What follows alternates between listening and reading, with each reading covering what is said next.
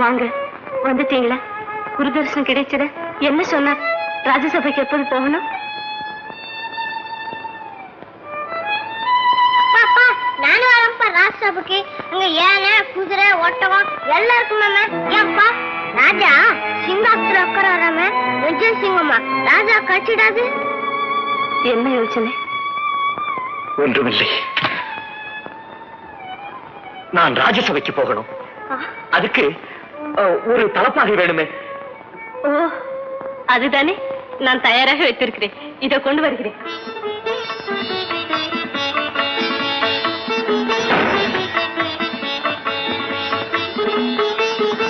இந்தாங்க. என்ன கமலா இது? உன்னுடைய கல்யாண புடவை அல்லவா? உனக்கு இருக்கும் ஒரே நல்ல புடவை இதுதானே? நல்ல காரியத்திற்கு உபயோகப்பட போகுது. அந்த நாளிலிருந்து இது என் பெட்டியிலேயே இருக்கிறது. சும்மா கட்டிக்கொள்ளுங்க. அரசாவை உங்களை ஏற்றுக்கொண்டு விட்டால் பட்டும் பருத்தியும் பெட்டி பெட்டியாக வராதா? சரி, இது இந்த தேவியின் கட்டளை.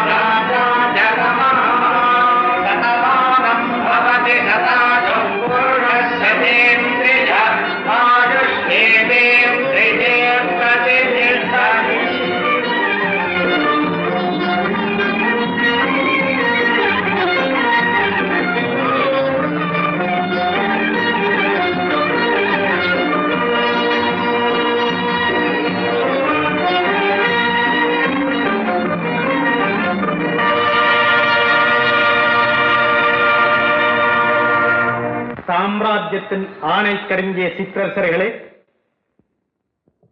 விஜயநகர பெருங்குடி மக்களே, வேற்று நாட்டு பிரதிநிதிகளே, நீதி, நேர்மை, கடமை, கண்ணியம், கட்டுப்பாடு என ஐந்தையும் இம்மியும் முழுவாது கடைபிடித்து விஜயநகரத்தை ஆண்டு வந்தனர் நமது மூதாதையர். நாமும் அந்த அடிச்சுவட்டை பின்பற்றி நெறிவழுவாது ஆண்டு வருகிறோம். சாம்ராஜ்யம் விரிவடைகிறது. சமுதாய மக்கள் முன்னேற்றம் அடைந்து வருகிறார்கள். இதைக் கண்டு பொறாமை கொண்ட பஹிமினி சுல்தான்கள் எப்போதும் நம்மை அழித்துவிட கருவிக்கொண்டே இருக்கிறார்கள். அந்த முயற்சியில் அவர்கள் எல்லை கடந்து இறங்குவார்களானால் அவர்கள் தலைமுறை கூட மறக்க முடியாதபடி பாடம் போதிக்க நமக்கு சக்தி உண்டு. அதை போன்றதோர் போர் முழுமானால் நாட்டை காக்க வீட்டுக்கொருவர் ஒற்றுமையாக வந்து வீரம் காட்டி விஜயநகரத்தை காப்பீர்கள் என்று நம்புகிறோம்.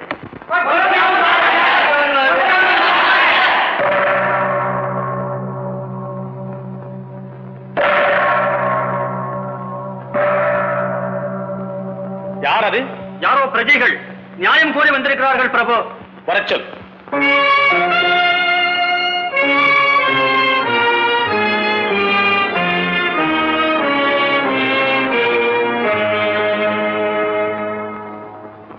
உங்கள் குறை என்ன?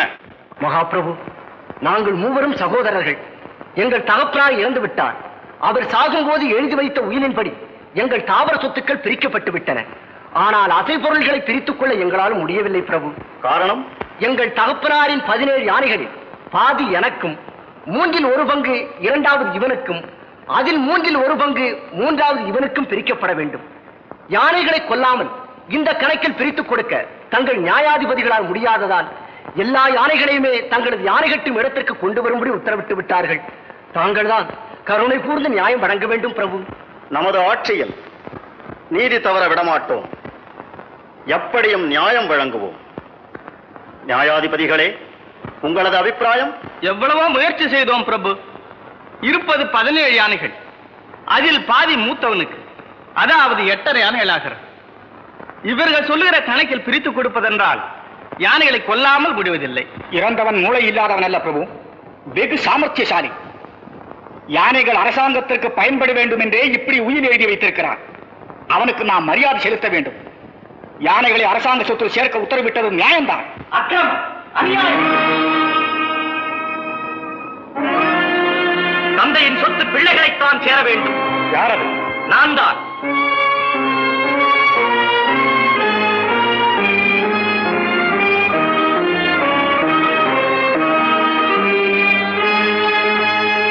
விஜயநகர சபையின் தீர்ப்பை அநியாயம் என்று கூறும் நீ யார்? யாரோ பைத்தியக்காரன். இல்லை, நியாயம் தெரிந்தவன், கருணை பொழியும் அரசவையின் மேன்மை தெரிந்தவன், விஜயநகர சாம்ராஜ்யத்தின் வரலாறு படித்தவன். நீ விஜயநகரத்து குடிமகன் தானா? இன்று வரை இல்லை, நாளை ஆகலாம் மன்னர் தயவிருந்தால். இந்த வழக்கை தீர்த்து வைக்க உன்னால் முடியுமா? முடியும். ஏற்ற பொறுப்பை செய்து முடிக்காவிட்டால் என்ன தண்டனை தெரியுமா? தெரியும் குருதேவா. தலையும் உடலும் தனித்தனியே பிரித்து வைக்கப்படும். ஐயா, எனக்கு சில பொம்மை யானைகளை கொடுங்கள். யாரப்பா நீ? என் பெயர் ராமன், ஊர் தெனாலி, கார்லபாடி ராமன் மந்திரியின் குமாரன். கார்லபாடி ராமைய மந்திரி.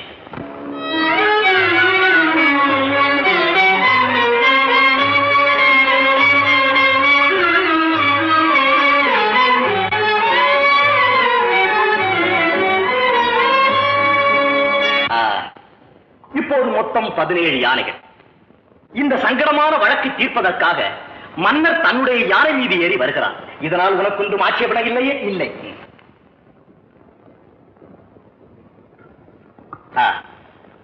மன்னர் தன்னுடைய யானையும் இதோடு சேர்த்து பிரித்துக் கொடுப்பதாக வைத்துக் கொள். உனக்கு ஒன்றும் மறுப்பில்லையே? இல்லை. முடியாது.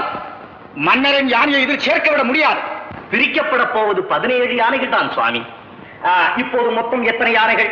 17 யானைகள் இல்லை, 18 யானைகள்.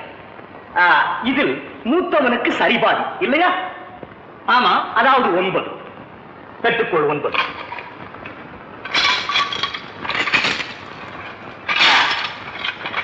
இரண்டாமவனுக்கு 3இல் 1 பங்கு, அதாவது 6 இல்லையா? ஆமா. பெற்றுக்கொள் 6. மூன்றாம் அவனுக்கு அந்த 6இல் 3இல் 1 பங்கு, அதாவது 2 இல்லையா? ஆமா ஆமா.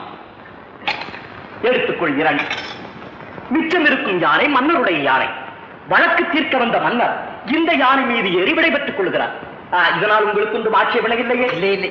உங்களுக்கு? இல்லை இல்லை. இதோ மன்னரின் யானை. வழக்கு தீர்ந்து விட்டது மன்னவா.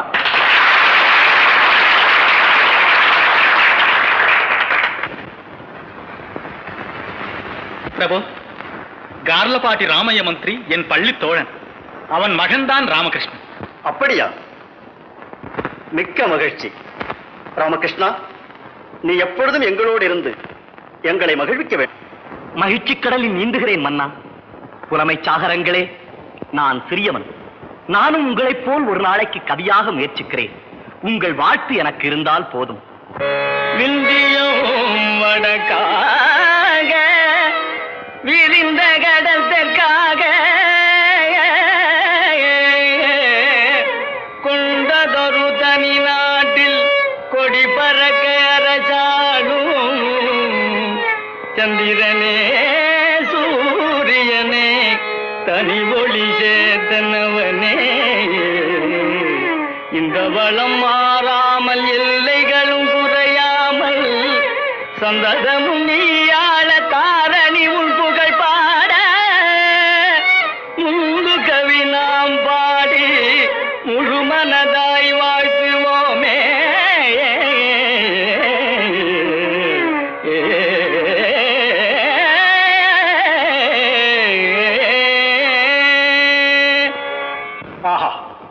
அருமையான கவிதை ராமகிருஷ்ணா. அதில் ஒரு திருத்தம். என்ன மகாபிரபு? அந்த இடையடி சந்திரனே சூரியனே தனி ஒளி சேர் தென்னவனே என்றிருப்பதற்கு பதிலாக சந்திரன் போல் சூரியன் போல் தாயகத்து மக்களுக்கு செய்த பணி குறையாமல் திசையட்டும் தேயாமல் என்றிருந்தால், ஆஹா, சந்திரன் போல் சூரியன் போல் தாயகத்து மக்களுக்கு செய்த பணி குறையாமல் திசையட்டும் தேய சந்ததமும் நீயாள தாரணி உன் புகழ் பாட முன்பு கவி நாம் பாடி முழுமனதாய் வாழ்த்துவோமே.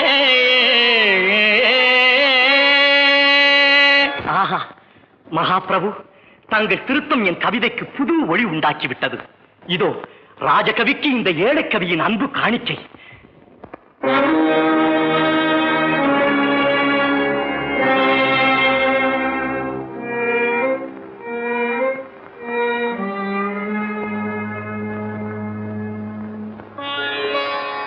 கொடு ராமகிருஷ்ணா.